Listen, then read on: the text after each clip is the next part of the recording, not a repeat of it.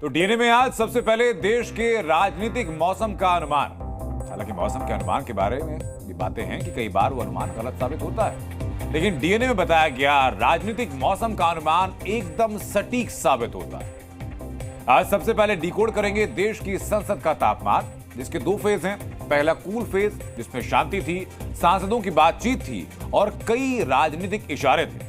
तो उधर दूसरा फेज, जिसमें 50 साल पुरानी इमरजेंसी ने संसद के अंदर का पारा भी 50 डिग्री के पार पहुंचा दिया। माहौल इतना गर्म हुआ कि विपक्ष में दरार तक पड़ गई। दोनों हिस्से आपको दिखाऊंगा। पहले कूल फेज जरा देखिए। ये तस्वीरें मई की तपती चुनावी गर्मी के बाद जून का सियासी सुकून दे सकती है, क्योंकि आज संसद में राजनीति के दो विपरीत धुर एक अरसे के बाद एक दूसरे से मिले आदर भाव के साथ। कल के राजनीतिक प्रतिद्वंदी जो समझे जाते थे और जो द्वंद्व कल हुआ, उसके बाद उम्मीद थी कि स्पीकर पद पर शायद चुनाव हो, लेकिन संसद ने आज ध्वनि मत से ओम बिरला को दूसरी बार स्पीकर चुन लिया। Is declared elected as the speaker of this house.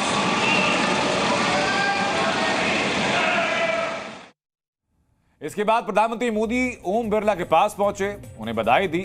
तो सामने की बेंच से नव निर्वाचित नेता प्रतिपक्ष राहुल गांधी भी ओम बिरला के पास पहुंचे।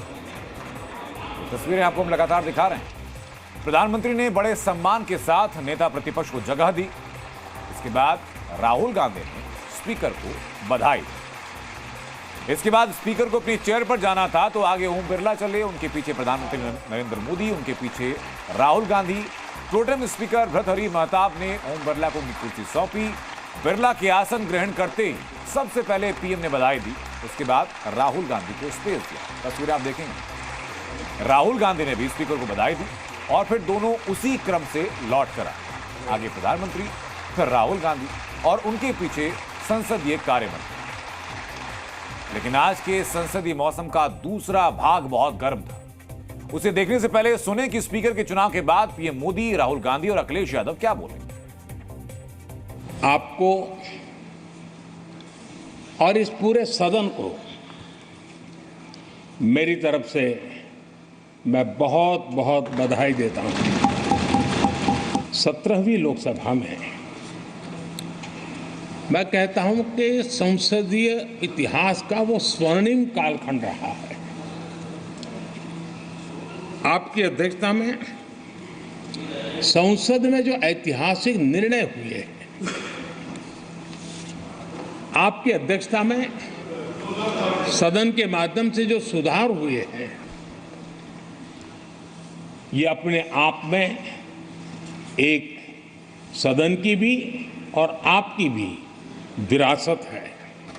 This election has shown that the people of India expect the opposition to defend the constitution, the Samvidhan of this country. And we are confident that by allowing the opposition to speak, हम सबकी आपसे अपेक्षा है कि किसी भी जनप्रतिनिधि की आवाज दबाई न जाए और ना ही निष्कासन जैसी कार्रवाई दोबारा सदन की गरिमा को ठेस पहुंचाएं।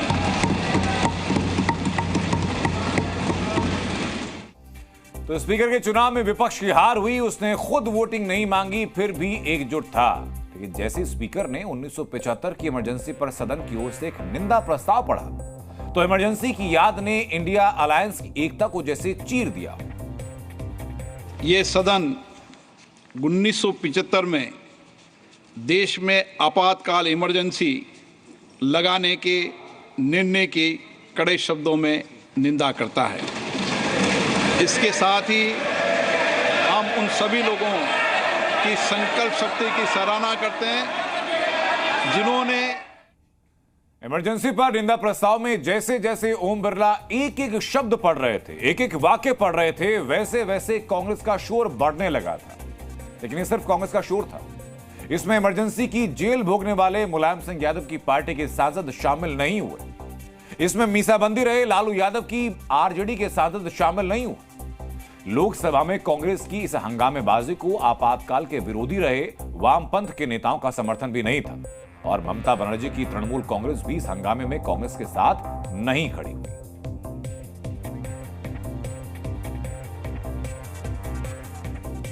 इस दिन तत्कालीन प्रधानमंत्री श्रीमती इंदिरा गांधी ने देश में इमरजेंसी लगाई और बाबा साहब अंबेडकर द्वारा निर्मित संविधान पर प्रचंड प्रहार किया था। भारत की पहचान पूरी दुनिया में लोकतंत्र की जननी के तौर पर है। संसद में 2 दिन से विपक्ष संविधान दिखा रहा था, मैसेज दे रहा था कि यह सरकार अब भी लोकतंत्र के लिए खतरा है। लेकिन स्पीकर के इमरजेंसी निंदा प्रस्ताव से सिचुएशन बदली हुई दिखाई पड़ी। अब यह शब्द जरा आप नोट करना शुरू कीजिए। स्पीकर ओम बिरला ने 7.5 मिनट के अपने निंदा प्रस्ताव में 14 बार आपातकाल, 10 बार संविधान, 9 बार आजादी, 8 बार लोकतंत्र नाम लिया, 6 बार काला अध्याय और 5 बार तानाशाही शब्द का इस्तेमाल किया। ओम बिरला ने निंदा प्रस्ताव में 5 बार कांग्रेस का और 3 बार इंदिरा गांधी का नाम लिया।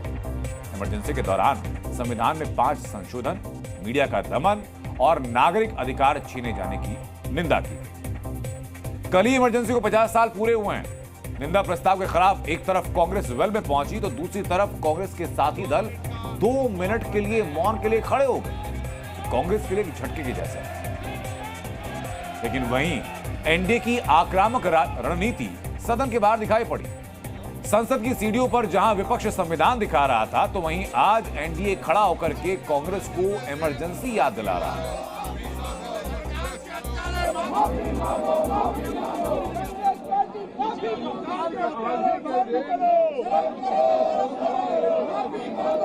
एनडीए ने कहा कि लोकतंत्र की मजबूती के लिए इमरजेंसी के बुरे दिन याद दिलाना जरूरी है। वहीं कांग्रेस ने टाइमिंग पर सवाल उठाए और ये कहा कि सरकार शायद टकराव ही चाहती है। तमाम बीजेपी के लोगों ने जो आज किया है वो दिखावा किया है। समाजवादी नेता और समाजवादी उस समय के जितने जनता पार्टी या तमाम नेताओं ने भी उस समय को देखा। तो भूतकाल की बात ना करते हुए प्रेजेंट की बात करते हुए भविष्य बदलने की अगर बात करें तो अच्छा होगा। आज जो कांग्रेस पार्टी के लोग संविधान के खतरे की बात कर रहे हैं, तो संविधान तो 75 में खतरे में हुआ था। आज जब संविधान हाथ में लेकर राहुल गांधी कहते हैं संविधान बचाना है, तो उनको आईने दिखाने की आवश्यकता है। और आज ओम बिरला साहब, जिन्होंने आज दूसरे कार्यकाल का पहला पदभार संभाला एज स्पीकर, उन्होंने ये जो एक रिजोल्यूशन रखा है कि लाखों परिवार जो जेल में थे उनके प्रति हमारी संवेदना होनी चाहिए, मुझे लगता है ये एक सराहनीय कार्य। हालांकि ये मान लेना कि इमरजेंसी पर इस पूरे घटनाक्रम से ये मान लेना कि इंडिया अलायंस में बंटवारे की रेखा खींच रही है, ओवर असेसमेंट होगा। क्योंकि सरकार के खिलाफ मुद्दों की लंबी लिस्ट है जिस पर विपक्ष एक है, बटा हुआ नहीं। क्योंकि नरेंद्र मोदी का तीसरी बार प्रधानमंत्री बनना पुरानी खबर हो गई। नई खबर है राहुल गांधी का संसद का नेता प्रतिपक्ष बनना। हम कल डीएनए में राहुल गांधी के नेता प्रतिपक्ष बनने के प्लस माइनस बता रहे थे और तभी उनके ऐलान की खबरें आ गई, जो सबसे पहले जी न्यूज पर हमने ब्रेक की थी। लेकिन आज पॉलिटिकल सर्कल में राहुल गांधी के कॉन्फिडेंस की बड़ी चर्चाएं। कई लोगों को आज राहुल गांधी बहुत कॉन्फिडेंट, बहुत मैच्योर और बहुत सधे और सुलझे हुए नेता जैसे दिखाई पड़े। आज की तस्वीरों से पहले आपको जुलाई 2018 का वो दृश्य देखना चाहिए जब अविश्वास प्रस्ताव पर भाषण के बाद राहुल गांधी पीएम मोदी के पास पहुंचकर उनके गले लग गए। ये मोहब्बत की दुकान खोलने से काफी पहले की बात है। हालांकि तब बीजेपी ने इस गले मिलने को गले पड़ना जैसा बताया। लेकिन आज संसद में बतौर नेता प्रतिपक्ष राहुल गांधी की पहली अपीयरेंस उनकी नॉन सीरियस बनाई गई इमेज से उलट थी। आज उनके और पीएम के बीच गैप कम था। प्रधानमंत्री मोदी ने खुद हाथ मिलाने के लिए राहुल गांधी की तरफ पहले हाथ बढ़ाया। मैं कुछ तस्वीरें आपको दिखाता हूं जिनमें हो सकता है कि आपको भी राहुल गांधी पहले से ज्यादा कॉन्फिडेंट, पहले से ज्यादा पावरफुल दिखाई पड़े। पहली तस्वीर, ये तस्वीर वो जब स्पीकर को आसन ग्रहण कराने राहुल गांधी उनके पास पहुंचे तो प्रधानमंत्री मोदी ने उनकी तरफ हाथ बढ़ाया और उनके लिए स्पेस छोड़ा। दूसरी तस्वीर, जब स्पीकर ओम बिरला को चेयर पर ले जाते वक्त प्रधानमंत्री के बाद राहुल गांधी नेता प्रतिपक्ष की हैसियत से संसद में दूसरे सबसे प्रमुख व्यक्ति थे। और तीसरी तस्वीर, जब स्पीकर के सम्मान में भाषण देने के क्रम में भी राहुल गांधी का नंबर प्रधानमंत्री नरेंद्र मोदी के बाद दूसरा था। बाकी बड़े से बड़े नेता राहुल गांधी के बाद थे। संसद में कांग्रेस को विपक्ष का दर्जा 10 साल बाद मिला। 10 साल बाद नेता प्रतिपक्ष बना है और वो दर्जा है राहुल गांधी के पास। नेता प्रतिपक्ष का दर्जा लेकिन होता क्या है, शक्तियां क्या होती हैं, भूमिकाएं क्या होती हैं, संक्षेप में एक बार आपको जल्दी से बता देता हूं। बतौर नेता प्रतिपक्ष राहुल गांधी का दर्जा कैबिनेट मंत्री स्तर का होगा। राहुल गांधी न सिर्फ कांग्रेस बल्कि पूरे विपक्ष के नेता होंगे सदन के अंदर। नेता प्रतिपक्ष के तौर पर वो अहम संसदीय समितियों का सदस्य होंगे। सीबीआई और सीईसी जैसी सेंट्रल एजेंसीज के प्रमुख चुनने में प्रधानमंत्री मोदी के साथ राहुल गांधी का रोल होगा। यानी नेता प्रतिपक्ष ही सही, लेकिन सरकार को कई अहम फैसलों में राहुल गांधी की मंजूरी की जरूरत पड़ेगी और बोलने के क्रम में राहुल का नंबर पीएम से ठीक पहले आएगा। इस बड़ी जिम्मेदारी के बाद राहुल गांधी ने क्या कहा, अब जरा वो सुनिए।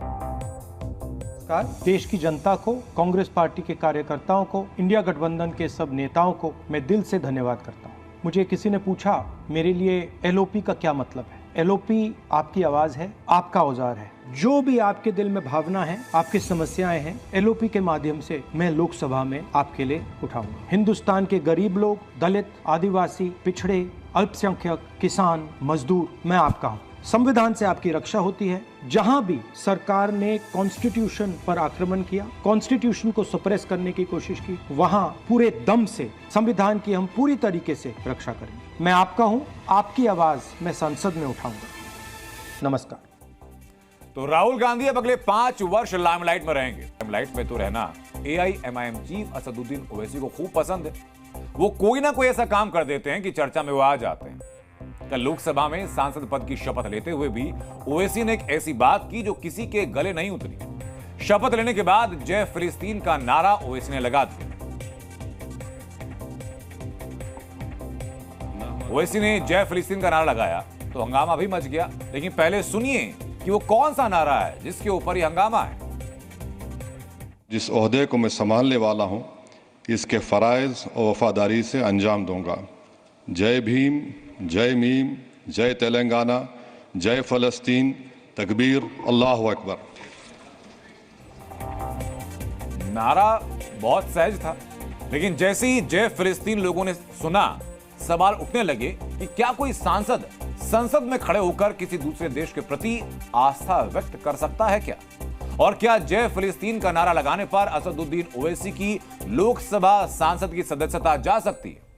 इन सवालों पर ओवैसी ने पूछ लिया कि कैसे गलत है, मुझे संविधान का प्रावधान आप बताइए। इसके बाद बीजेपी के नेताओं की तरफ से असदुद्दीन ओवैसी को जवाब दिया जाने लगा। बीजेपी के नेता ट्वीट में संविधान के अनुच्छेद 102 का हवाला देकर दावा कर रहे हैं कि असदुद्दीन ओवैसी का जय फिलिस्तीन कहना गलत है और ओवैसी को लोकसभा सदस्यता के लिए अयोग्य ठहराया जा सकता है। और इसी आधार पर मांग की जा रही है कि असदुद्दीन ओवैसी की सांसदी अब छीन ली जाए। दरअसल अनुच्छेद 102 का सेक्शन 4 ये कहता है कि अगर कोई संसद सदस्य दूसरे देश के प्रति निष्ठा दिखाता है तो उसकी सदस्यता रद्द की जा सकती है। और इसी अनुच्छेद के सेक्शन 2 में कहा गया कि अगर कोई शख्स अनसाउंड माइंड यानी विकृत चित्त का है तो भी उसकी सदस्यता भंग की जा सकती है। हालांकि ओवैसी पर सेक्शन 4 के तहत ही कार्रवाई की मांग की जा रही है। संविधान के इसी अनुच्छेद का हवाला देकर के अब सुप्रीम कोर्ट के वरिष्ठ वकील विनीत जिंदल और हरिशंकर जैन की तरफ से राष्ट्रपति को पत्र लिखा गया और पत्र लिख करके असदुद्दीन ओवैसी को अयोग्य घोषित करने की मांग की गई। जय फिलिस्तीन का नारा उस मन से लगाना यह साबित करता है कि वो कहीं ना कहीं से विदेशी शक्तियों से भिड़े हुए हैं और उस राज्य के प्रति उनका समन्वय है, उनका झुकाव है। भारतीय संविधान के अनुच्छेद 102 में साफ लिखा है कि जो व्यक्ति एलिजेंस और एडहेरेंस जो फॉरेन स्टेट होगा वो अयोग्य माना जाएगा, डिस्क्वालीफाई माना जाएगा। और इसीलिए आर्टिकल 102 बनाया गया है कि ऐसे लोग यहाँ सांसद नहीं हो सकते, उसके डिस्क्वालीफाई। तो असदुद्दीन ओवैसी ने क्या सोचकर जय फिलिस्तीन का नारा लगाया ये तो वो ही जाने, लेकिन इसकी वजह से उनकी सदस्यता जाएगी या नहीं ये भी कहा नहीं जा सकता है। लेकिन सब जानते हैं कि जो असदुद्दीन ओवैसी संसद में जय फिलिस्तीन बोलकर खुद पर गर्व महसूस कर रहे हैं, वो भारत माता की जय का नारा लगाने में कंफर्टेबल महसूस नहीं करते रहे। और ये बात वो खुद सबको खुलेआम बता भी चुके हैं। अपना इलाज तब्दील कर रहे तो हम पूछना चाहते हैं आरएसएस के मोहन भागवत साहब से, जिन्होंने नागपुर में कहा कि मुल्क में ऐसे लोग हैं जो नारा नहीं लगाते भारत माता की जय का, उनको सिखाना पड़ेगा। मोहन भागवत साहब, मैं नहीं लगाता नारा, क्या करते आप? बोलूंगा मैं। मेरे गले में छुरी भी रख देंगे तो नहीं बोलूंगा मैं, क्योंकि हिंदुस्तान के कॉन्स्टिट्यूशन में कहीं पर भी लिखा हुआ नहीं है भारत माता की जय बोलना। और अब ध्यान देने वाली बात यह है कि जो ओवैसी पूछते हैं कि संविधान में कहां लिखा है कि भारत माता की जय बोला जाना चाहिए, वो ही ओवैसी अब पूछ रहे हैं कि संविधान में कहां लिखा है कि संसद में जय फिलिस्तीन का नारा नहीं लगा सकते। जो ओथ के दिन ओवैसी ने जो ओथ लिया है, देश को अपमान किया है। फिलिस्तीन जिंदाबाद, जय फिलिस्तीन कहना ये कानूनन अपराध है और उन पर कानूनी कार्रवाई होनी चाहिए। वो देश को सीरिया बना देना चाहते हैं। यो देश में उनके अंदर गजवाए हिंद की जो बात चल रही है, इसलिए मैं ये भी कहूंगा कि ओवैसी पर कार्रवाई होनी चाहिए। अब असदुद्दीन ओवैसी की सदस्यता जाएगी या नहीं, ये नहीं पता। जी न्यूज़।